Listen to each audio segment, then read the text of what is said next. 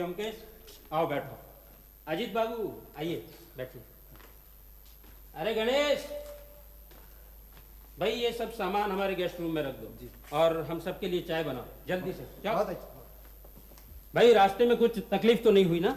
बड़े आराम से आए। बताओ क्या मामला? अरे चाय तो आने दो, इतनी जल्दी क्या है भाई? दरअसल कलकत्ते में एक जरूरी काम है। ब्योमकेश आपके पुराने दोस्त हैं, इसलिए सब कुछ काम छोड़कर यहाँ आए हैं। अब जब आ ही गए हो तो कुछ दिन ठहरो। शहर में एक बहुत अच्छा सर्कस आया हुआ है, वो देखो। हाँ, ख्वाजा पीर की दरगाह है, रामेश्वर का मंदिर है, ये सब कुछ देखोगे नहीं क्या? है? अगर इतना कुछ देखने को है तो फिर बताओ ना जल्दी क्या मामला है। शुभस्य शीघ्रम। एक भूत ने परेशान कर रखा है यार। है? भूत? ये पुलिस ने भूतों की छानबीन करना कब से शुरू कर दिया? ये बात नहीं है। मामला कुछ यूं है कि करीबन 1 महीने पहले एक आदमी की उसी के घर में हत्या हो गई। अब हत्यारा तो पकड़ा नहीं गया, लेकिन उस आदमी की प्रेत आत्मा ने घर में आना जाना शुरू कर दिया। लो चाय आ गई।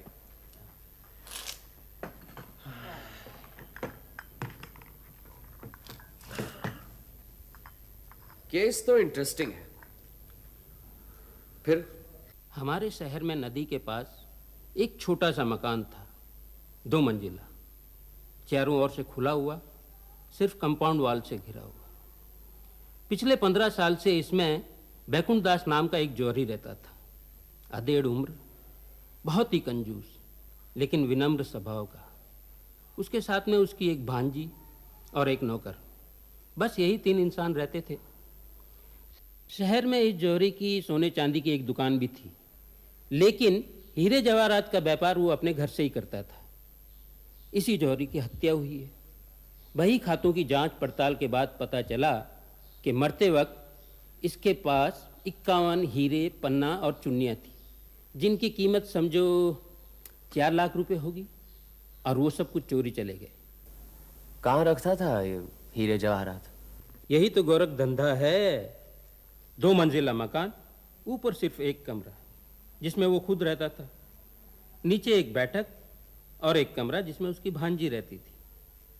बाहर से जब कोई ग्राहक आता था तो उसे नीचे बैठक में बिठाकर ऊपर से हीरे जवाहरात लाकर दिखा देता था।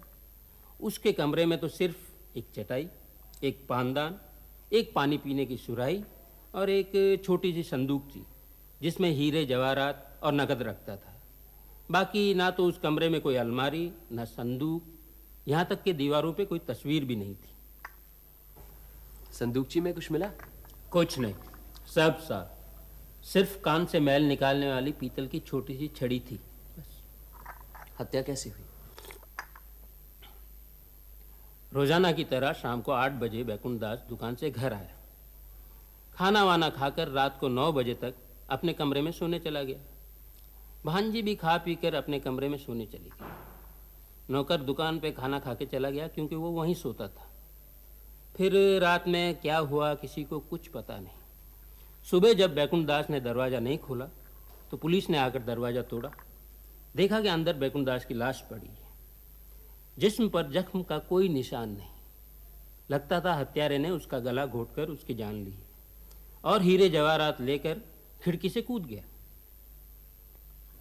हीरे जवाहरात लेकर कोई बाजार में बेचने आया था? अभी तक तो नहीं।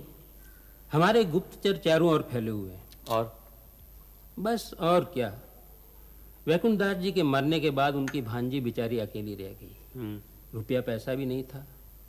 वो तो यहाँ के पुराने वकील तारा शंकर जी ने उसे अपने पास रख लिया। वकील होकर भी अच्छे इंसान निकले। बैकुंठ दास जी के साथ उनके अच्छे ताल्लुकात थे। हर इतवार को वो शतरंज खेला करते थे। लड़की क्या विधवा थी? नहीं, विधवा तो नहीं, मगर कुछ ऐसा ही समझ लो। कम उम्र में शादी हो गई। शादी होते ही माँ बाप गुजर गए। पति भी बिल्कुल बदमाश निकला, आवारा, लोफर, नाटक ड्रामों में पार्ट करता था। फिर किसी सर्कस कंपनी में शामिल हो गया और पता नहीं कहाँ चला गया। तभी से उसके मामा बैकुंठ दास जी ने उसे अपने पास रख लिया, अपनी बच्ची समझकर। अरे आखिर उन्हें भी तो कोई देखभाल करने वाला चाहिए ना। लड़की की उम्र क्या है? यही कोई 23-24 साल। उसका चाल चलन? जहाँ तक मेरा ख्याल है अच्छा ही है। शक्ल भी बस ठीक ठाक है, रिश्तेदार वगैरह? नहीं के बराबर। बैकुंठ दास जी के मरने के बाद कुछ आए भी थे, मगर जब उन्होंने देखा कि रुपया पैसा कुछ नहीं है, सब चोर ले गए, तो वो भी चुपके से खिसक लिए। लेकिन आप तो कह रहे थे कि किसी भूत ने परेशान कर रखा है। इसमें भूत कहाँ है? बस यहीं से भूत की शुरुआत होती है। बैकुंठ दास जी के मरने के बाद उस घर में एक नया किराएदार आया। तब से भूत मंडराने लगा वहां। रोज रात को 15 फुट लंबी प्रेत आत्मा खिड़की से झांकती है। और उन्हें भी देखा है। औरों ने भी देखा है? हाँ, एक सज्जन है शारदा प्रसाद जी।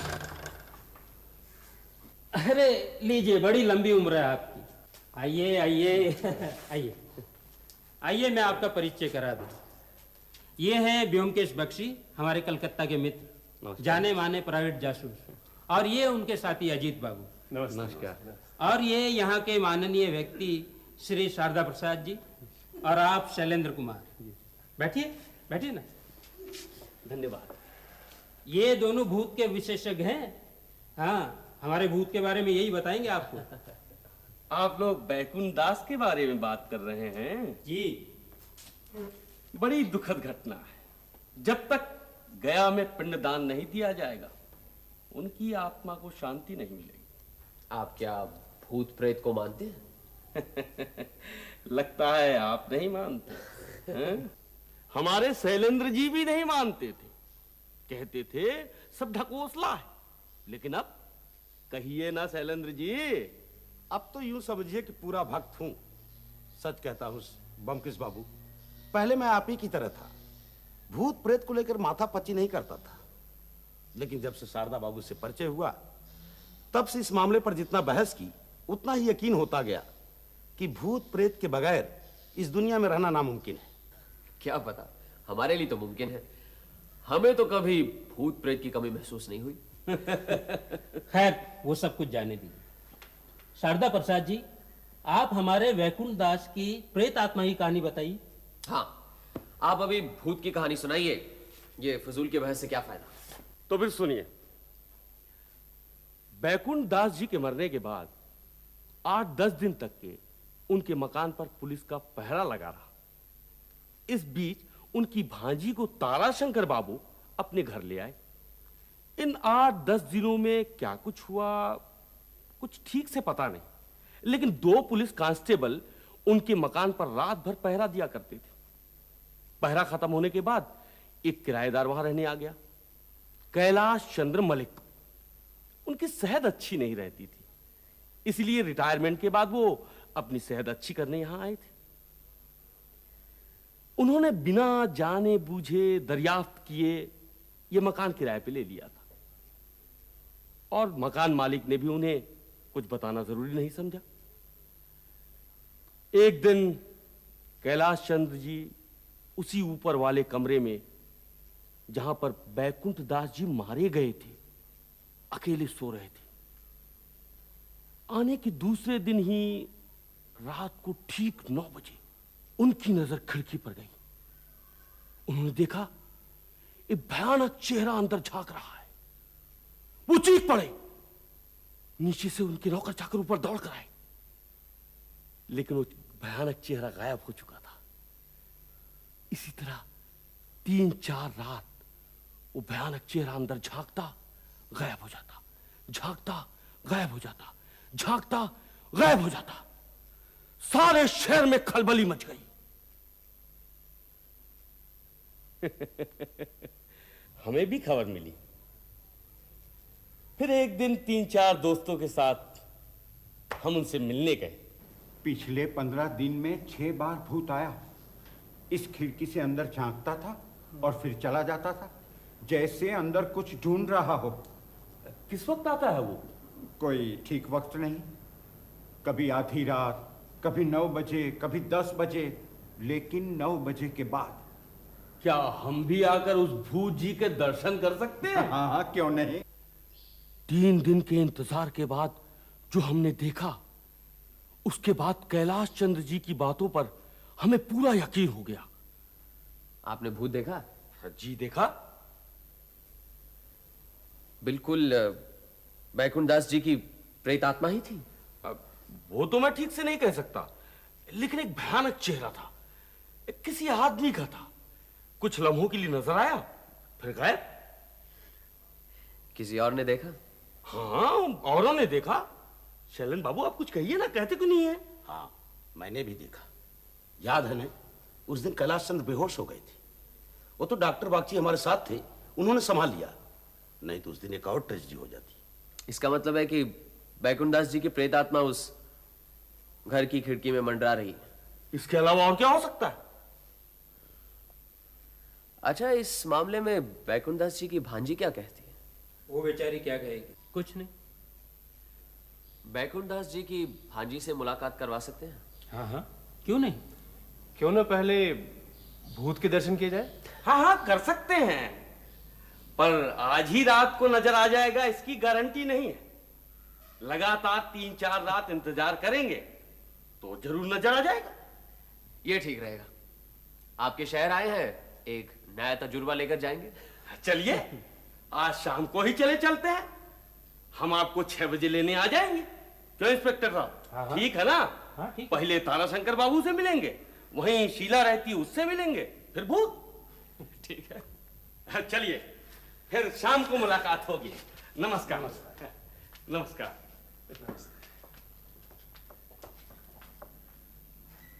क्यों, है ना कुछ?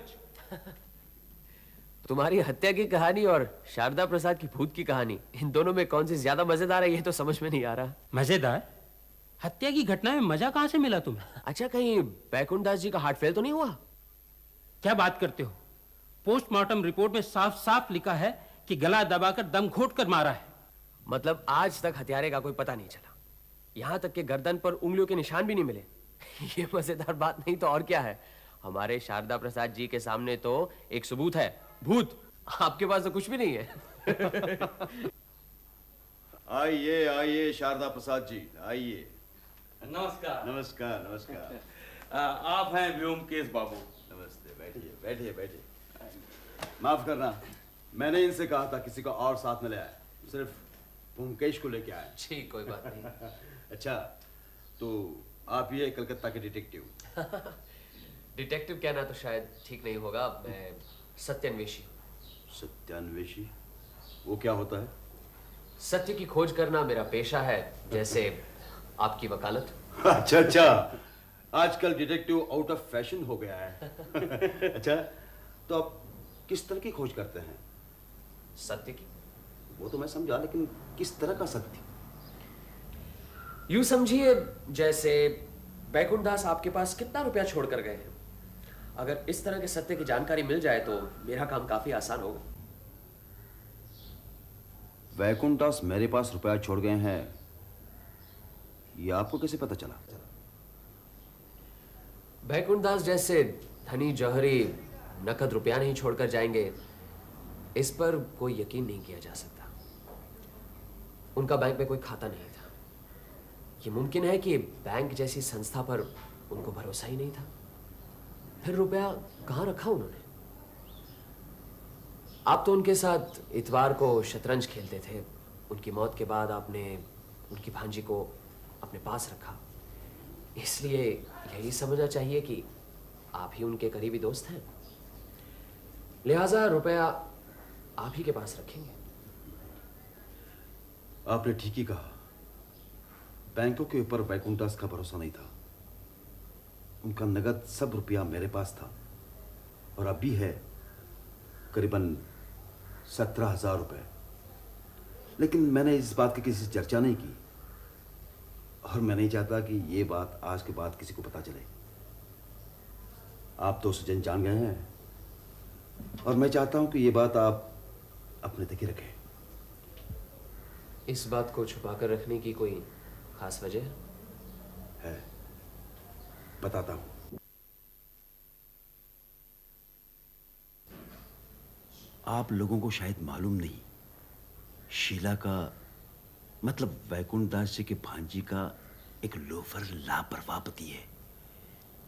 शीला को साथ नहीं रखता, सर्कस पार्टी के साथ कहीं घूमता फिरता रहता है। आजकल कहां है किसी को मालूम नहीं। शीला वैकुंठ दास जी की इकलौती वारिस है, ये उसे मालूम है। अगर इन 17,000 रुपयों के बारे में उसे पता चल गया तो वो जबरदस्ती शीला को यहां से ले जाएगा और 2 दिन में सारा रुपया फूंक कर शीला को फिर यहीं फेंक देगा। और ये मैं होने नहीं देना चाहता। हाँ, सारी जिंदगी शीला को यही रहना है। उसके लिए कुछ तो चाहिए। क्या मैं हमेशा जिंदा रहूंगा? आप ठीक ही कह रहे हैं। अच्छा, मैं शीला से मिल सकता हूँ? दरअसल उसी से मिलने यहाँ आया था। हाँ हाँ। शीला, ये तुमसे कुछ पूछना चाहते हैं। जाइए, पूछ लीजिए।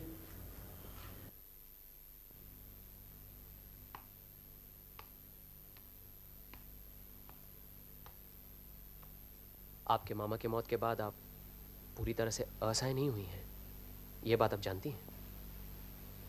जानती हूँ। ताराशंकर बाबू ने जरूर आपको बताया होगा कि आपके 17,000 रुपए उनके पास जमा है।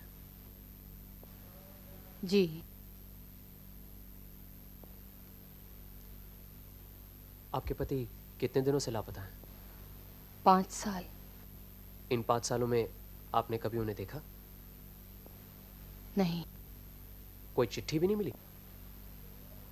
नहीं। अब वो कहाँ है, कुछ मालूम है आपको? नहीं।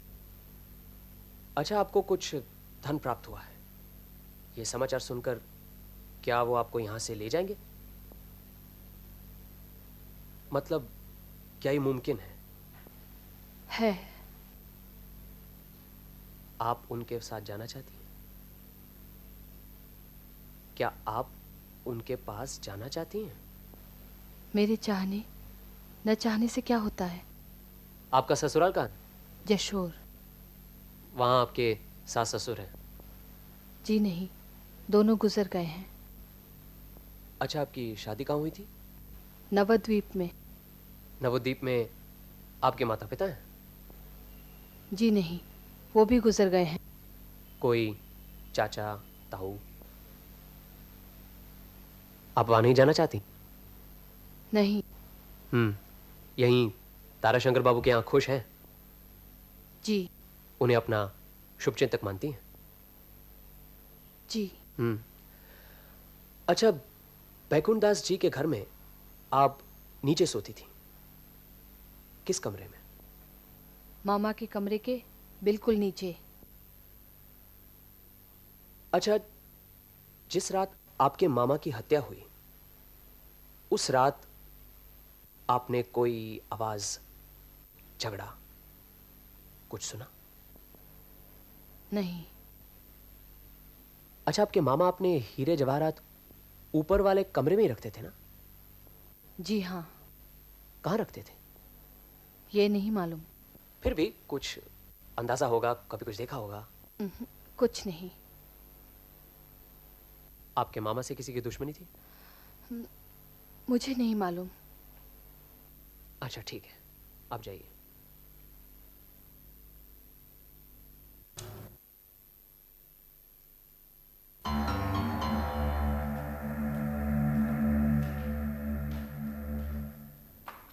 आइए आइए।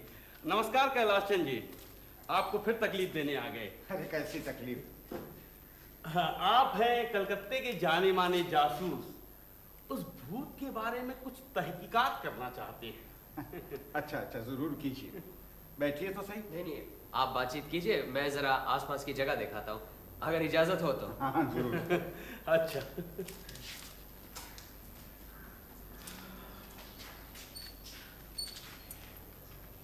कैसे कैलाश चंद जी, फिर हुए उस भूत के दर्शन? मैं तो तंग आ चुका हूँ। तो फिर छोड़ क्यों नहीं देते इस घर को?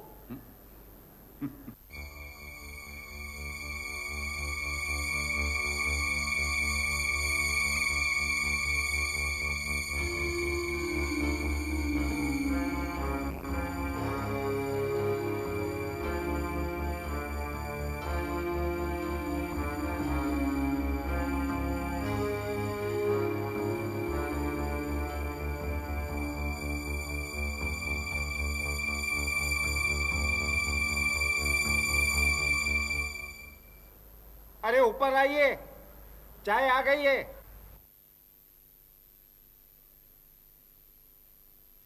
कुछ पता चला? बस देख रहा हूं। ये खिड़की जमीन से करीब 15 फुट की ऊंचाई पर है। जी, अब आप अंदाजा लगाइए, जो इस खिड़की से झांकता है उसकी ऊंचाई क्या होगी? यही तो ताज्जुब की बात है। कैलाश बाबू, ये भूत की आए दिन की परेशानी जो आपको तंग कर रही है, आपको ऐसा नहीं लगता कि आपको ये घर छोड़ देना चाहिए? सब मुझको यही कहते हैं, ये घर छोड़ दो, लेकिन घर छोड़कर होगा क्या? मैं जहां भी जाऊंगा ये परेशानी मेरा पीछा करती रहेगी। आपका पीछा करेगी? आप क्या सोचते हैं किसी बैकुंठ की प्रेतात्मा यहां चक्कर काट रही है? नहीं, बिल्कुल नहीं। फिर क्या बात है? अरे लालटेन ले आ, अंधेरा होने वाला है।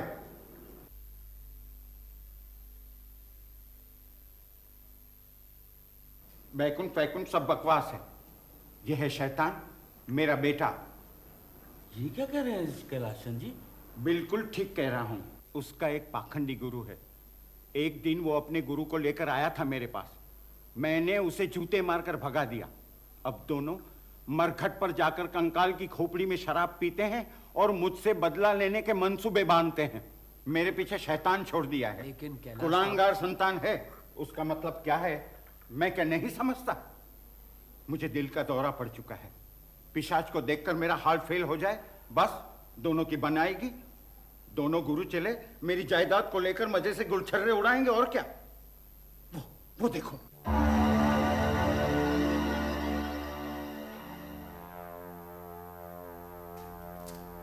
देखा? देखिए, ये शैतान है, मुझे बिना मारे नहीं छोड़ेगा। ब्योमकेश बाबू, मेरे जाने का वक्त हो गया है। शैतान के हाथों से कभी कोई बचा है क्या? कैलाश बाबू, डर ही मनुष्य का सबसे बड़ा दुश्मन है, शैतान या प्रेत नहीं। मैं फिर कहता हूं, आप ये घर छोड़ दीजिए। मैं भी तो यही कह रहा हूं।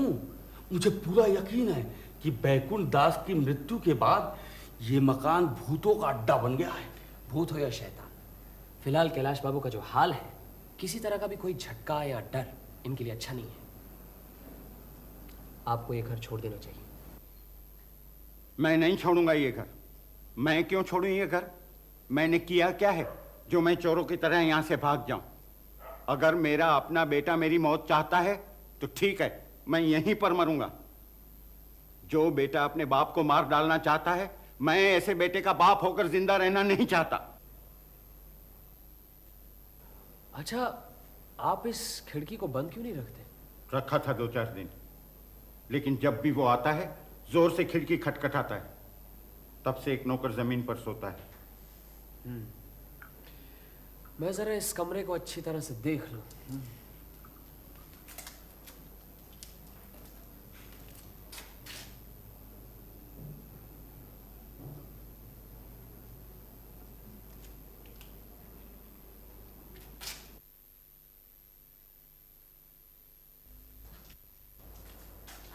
जरा वो चम्मच लीजिएगा।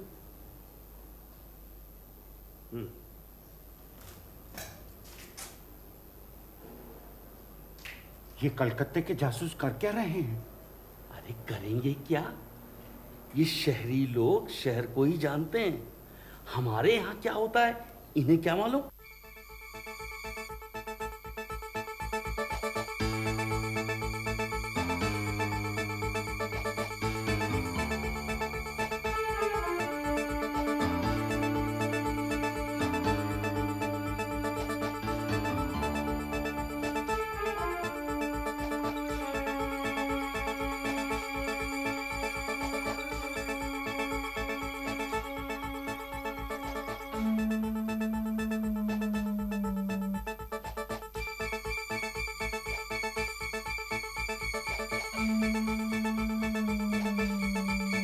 बुरा मत मानिएगा, आपकी दीवार जरा खरोंचती है। आप पान खाते हैं? कभी कभी। अच्छा, जरा सा चूना मंगवा दीजिए। अरे जरा चुना ना।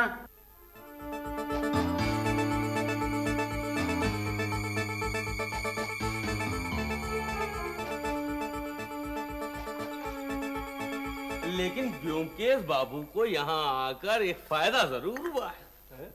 उन्होंने कल रात को जिंदगी में पहली बार भूत के दर्शन किए। सच? अरे पूछ लीजिए इनसे। हाँ, एक चेहरा देखा, लेकिन किसका था कुछ कह नहीं सकता। लेकिन था तो किसी इंसान का। हाँ, इंसान का ही था। देखा, मैं भी तो यही कहता हूं कि मैंने साफ साफ नहीं देखा था, लेकिन हलफ उठा के कह सकता हूं कि चेहरा किसी इंसान का था, जानवर का नहीं। अरे भाई, प्रेतात्मा का चेहरा और उसका मकसद साफ साफ क्या है, ये हम जीवित लोग कैसे समझ सकते हैं? लेकिन मेरा पूरा विश्वास है कि बैकुंठ दास की भटकती हुई आत्मा कुछ कहना चाहती है। हो सकता है वो कातिल का नाम बताना चाहती हो। ऐसी हालत में हमें उसकी मदद करनी चाहिए। ये भी ठीक है। उसकी मदद के लिए हमें चाहिए कि कैलाश बाबू को कह दे कि वो मकान छोड़ दे। इसमें उनकी भी भलाई है और भूत की भी। ये बिल्कुल ठीक कहा आपने। लेकिन वो तो समझे बैठे हुए हैं कि वो भूत उन्हीं की लड़के का छोड़ा हुआ कोई शैतान है। क्या? हाँ, ये सब मैं बाद में समझा दूंगा। फिलहाल यही ठीक रहा कि कैलाश बाबू को समझा बुझा कर जितनी जल्दी हो सके कहीं और जाने को कहा जाए। ये देखो हीरा, आज दिन में इतने लोग थे इसलिए मैंने सब कुछ कहना मुनासिब नहीं समझा। मुझे लगता है हत्यारे का पता लग जाएगा। ये हीरा तुम्हें मिला कहाँ? ये हीरा मुझे बैकुंठ दास के कमरे की दीवार में चिना हुआ मिला। मैंने गौर करके देखा कि दीवार में जगह जगह पर चूना लगा हुआ था। तब मुझे यकीन हो गया कि अगर दीवार को कुरेद कर देखा जाए तो उसमें जरूर हीरे के टुकड़े मिलेंगे। मतलब यह कि बैकुंठ दास की हत्या इन्हीं हीरो की वजह से हुई है और हत्यारा अब खाली मकान तलाश करके हीरे बरामद करना चाहता है। इसीलिए चाहते हो कि कैलाश चंद्र घर छोड़ जाए? हाँ, अब गौर करने की बात है कि जिस दिन बैकुंठ दास जी का खून हुआ था उसी दिन से 12 दिन तक पुलिस का पहरा था और 13वें दिन कैलाश चंद्र बाबू आधम के। अब जिस दिन मकान खाली होगा उसी रात से हम तीनों वहां धरना देंगे। मुझे पूरी उम्मीद है कि पहली रात नहीं तो दूसरी रात को हत्यारा वहां जरूर आ पहुंचेगा।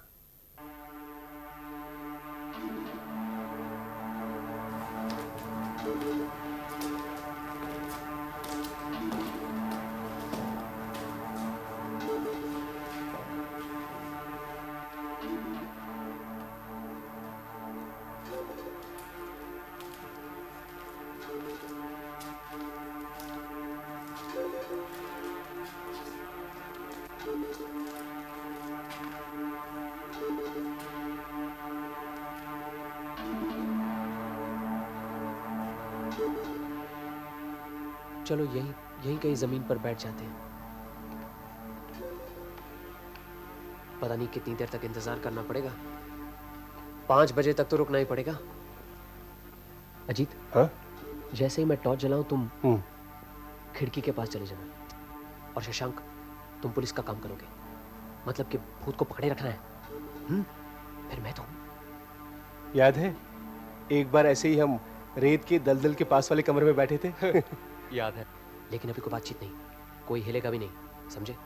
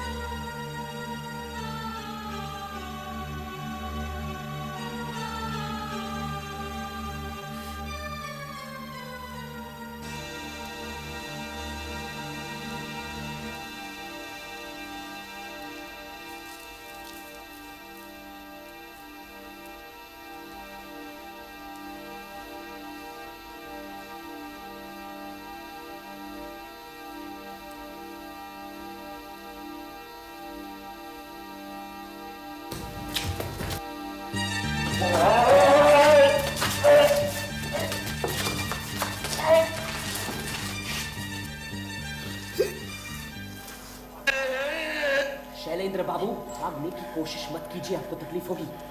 नीचे हमारे सिपाही तैनात हैं। जमादार साहब, ऊपर आइए।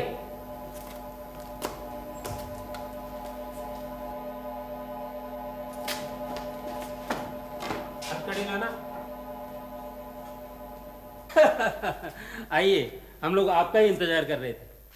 आपने तो कमाल कर दिया ब्योमकेश बाबू, मैं बिना वजह अपने लड़के पर शक कर रहा था। इतने दिनों से शैलेंद्र बाबू को पहचानता हूँ, लेकिन कभी कुछ पता नहीं लगा कितना बड़ा शैतान निकला। ऊपर से हमें ही कहता है कि उसने भूत देखा था, ताकि कोई उस पर शक न कर सके कि वो साला खुद ही भूत है।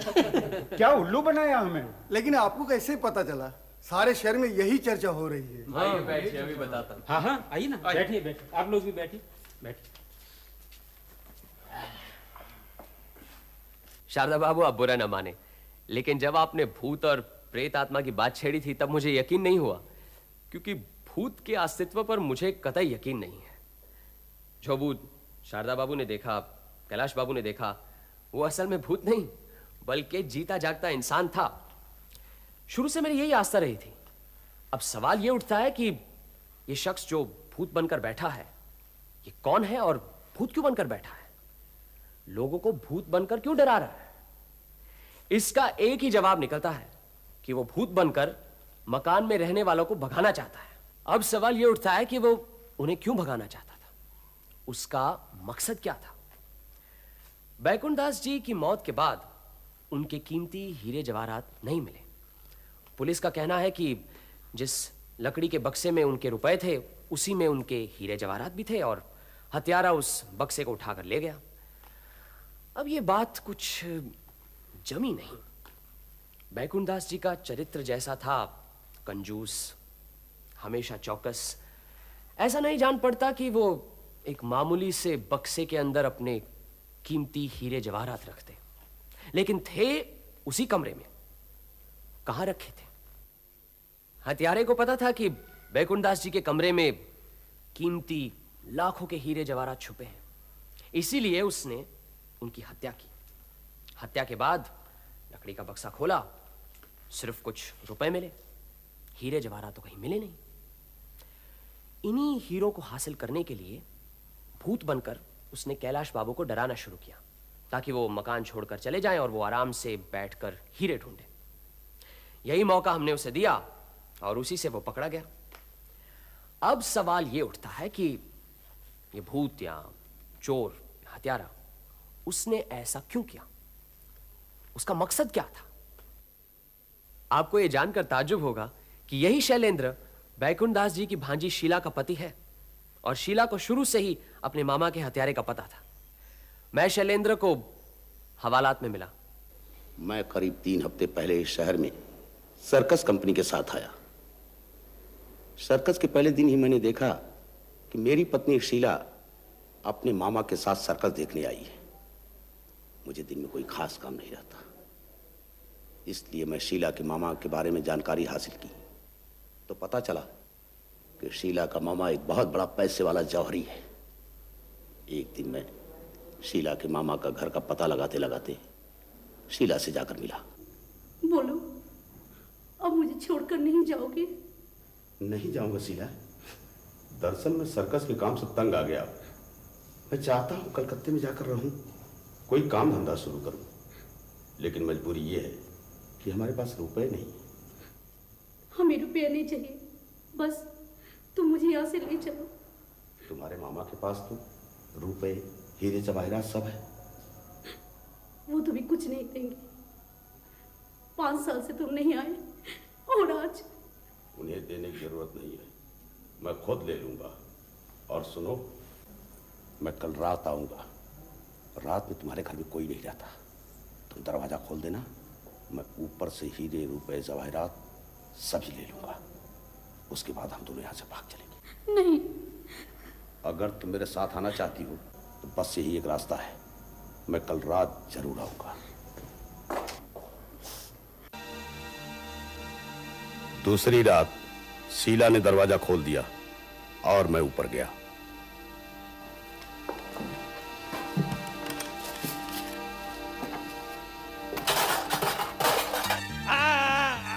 हीरे कहाँ है? बता, हीरे कहाँ है? मैं नहीं बताऊंगा। नहीं बताएगा? नहीं। नहीं बता, नहीं तो यही मार डालूंगा।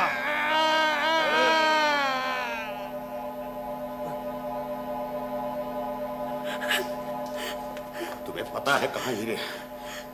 नहीं, लेकिन मैं मारना नहीं चाहता था, लेकिन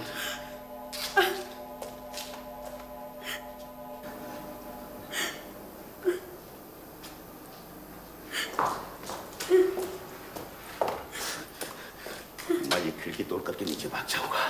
तू नीचे जा, मैं अंदर से दरवाजा बंद करता हूँ। कल या परसों फिर आऊंगा, दरवाजा खोल देना। मैं हीरे ढूंढ निकालूंगा। और सुन, खबरदार कभी किसी को कुछ बताने की कोशिश की, फिर तुझे कभी मैं साथ नहीं ले जाऊंगा, समझी? चल भाग, नीचे जा, जा।